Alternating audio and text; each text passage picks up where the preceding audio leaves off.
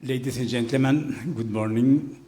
Thank you to the Mayor, Gergely, for this kind of invitation. I'm very happy to be again in this very, very beautiful city, and the first time with the Mayor.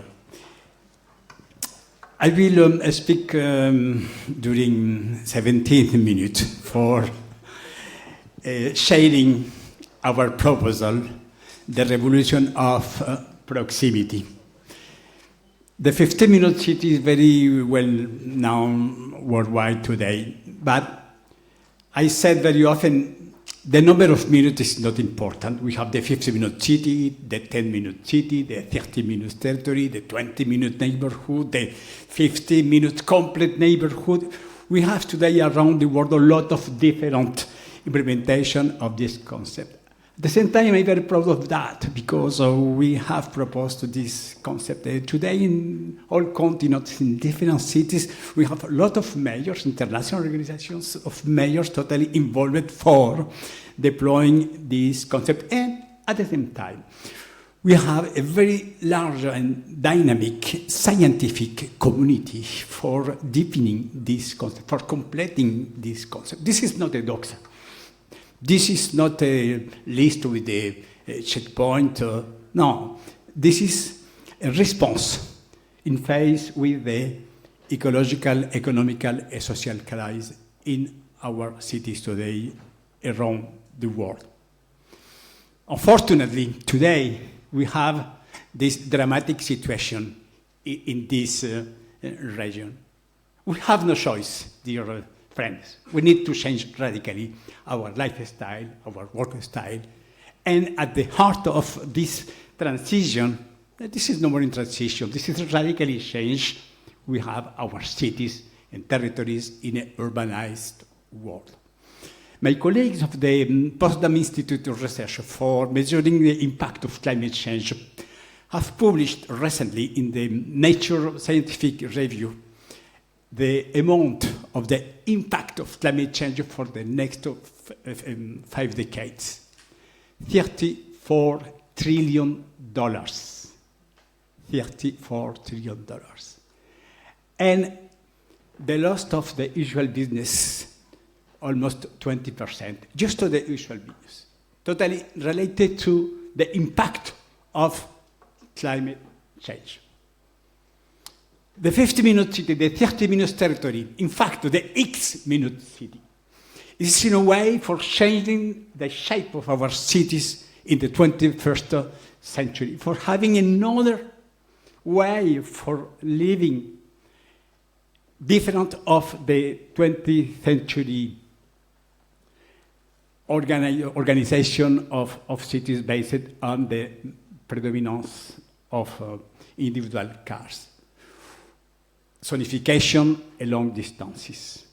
The happy polycentric city is in fact in response in the 21st century for reconciling in radical ecological way for reducing our CO2 footprint, for preserving our natural resources, for turning from the fossil energies to renewable energies, and at the same time for develop a more vibrant local economy, employment, jobs, short circuits. We don't have an opposition between ecology and economy, and to take a benefit for citizens, dwellers, for having a positive social impact. Regenerating our natural resources, relocating our jobs, and reviving our social links are the three essential points of this sustainability for cities in the 21st century. In a positive ecological way, more livable cities. In an economical relocalization of employments, more viable cities. And for developing more social exclusion, fighting against racism, populism, exclusions to have more inclusive and equitable cities. The rise of the 50-minute city is in reality your engagement of the lot of mayors around the world, in 5 continents, with the main international organization of mayors or countries totally committed for transforming our cities. C40 cities, UCLG, UN Habitat. I'm very proud of my team at Sorbonne University. We have today around the world a lot of different nicknames for that. I received a lot of different praises, even if I'm not urbanist, neither architect. I am mathematician and computer scientist. But the favorite award is this one. This is not for Carlos Moreno. UN Habitat, the Scroll of Honor in 2022, is an award for the global movement of 15-minute city. This is not my prize because this is no more my concept. This is the common good of the scientific community for developing a new narrative, a new dynamic mobilization for a sustainable urban development in order to contribute to accelerating the implementation of the new urban agenda in the post-COVID-19 times. I was attacked by the international alt-right, by far right. Then 6 months, I was under police protection with my wife, with my daughters, because I am a globalist. The far right said Moreno is an employee of George Soros. He said it's an employee of the World Economic Forum. He's a globalist.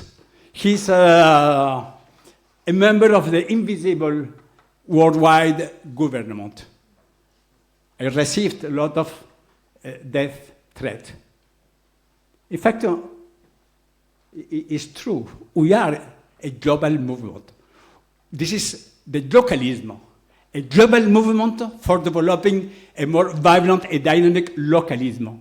But not a localism for saying we want just to live in our city, in our district, in my street. No.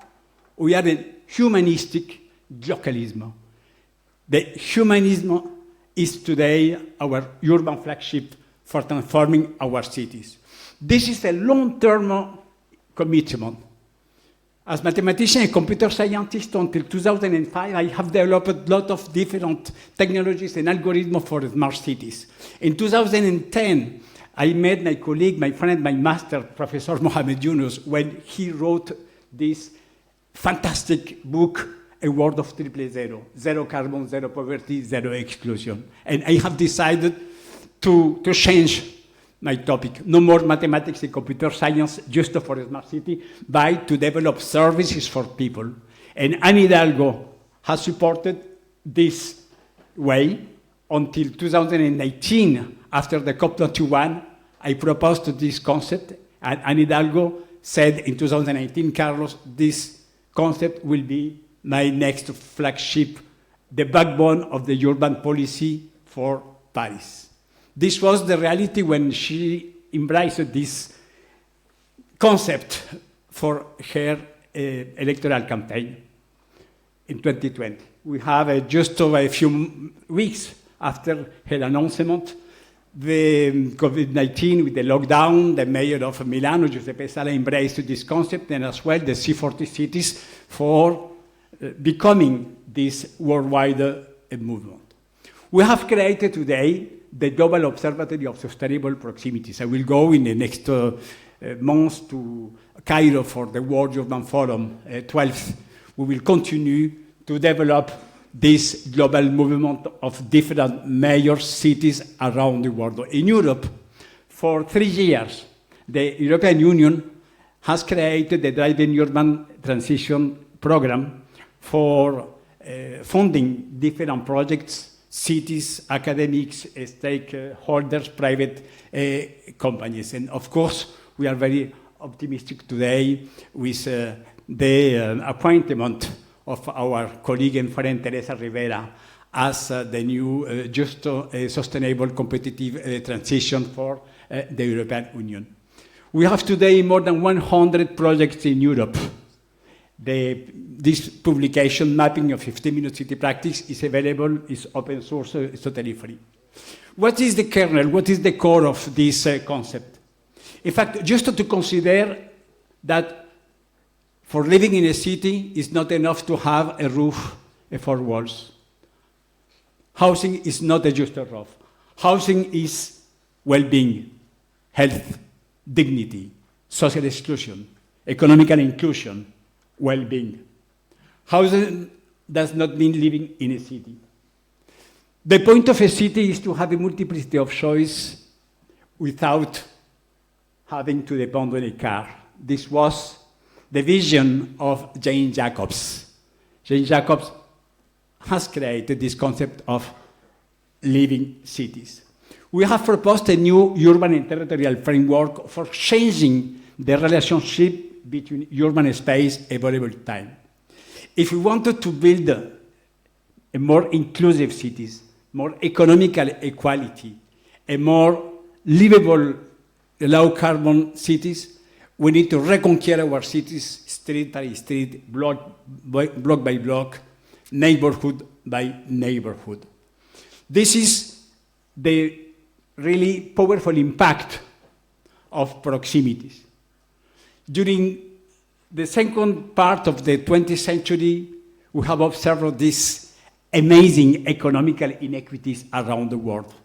And unfortunately, at the end of the 20th century, we have observed two new sources of exclusion. The spatial injustice with the urban segregation. We have transformed our cities in a centrifuge cities for people that live so far in the bad conditions. And we have created a second injustice, the temporal injustice. Long distance, long commute for living in the bad conditions, in the architectural bad condition. This is the reality of a lot of cities around the world.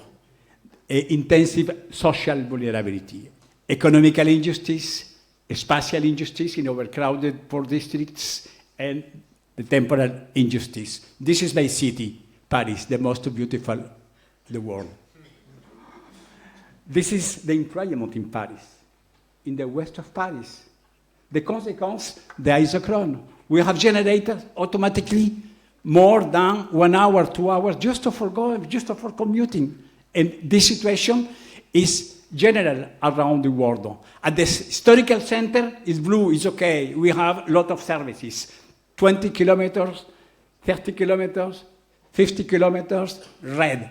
We have just a roof, a four walls, no more services.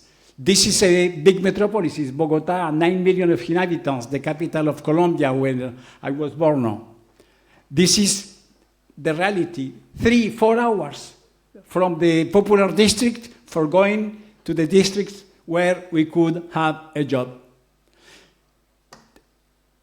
The 15-minute city is a revolution of proximity for developing a more inclusive city for fighting against the social spatial segregation. This is not only to reduce our CO2 footprint, it's at the same time to create more economical employment, to change our centralized economic model and to have more social interactions in neighborhood.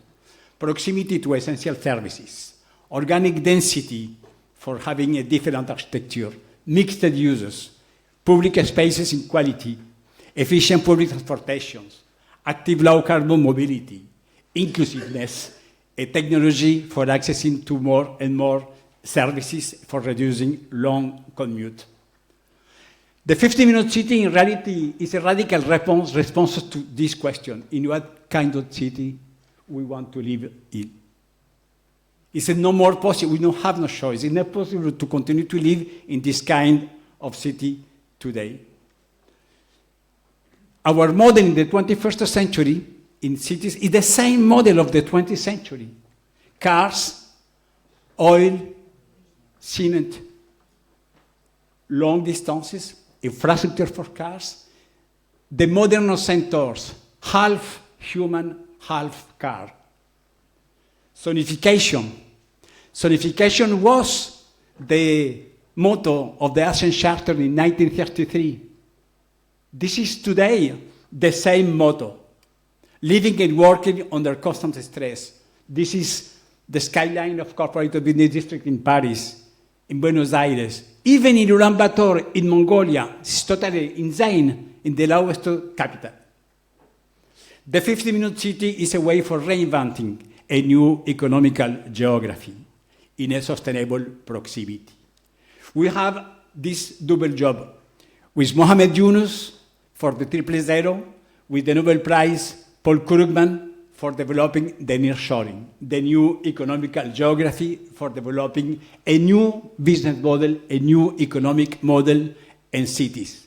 To have the whole wisdom with the cities before the predominance of individual cars, and combine with the new paradigms in the 21st century, with the new technologies for transforming our work, for developing a polycentric city, for developing the rainbow of the quality of life, to live, to work, to supply, to care, to learn, to enjoy. We want to mix in a new local urban plan, not as a magic wand, but a new local urban plan for several years in order to mix social functions, social categories, and to propose a more happy city for a happy life with a lot of different local activities in an interconnected city, in a real open democracy for each one of us.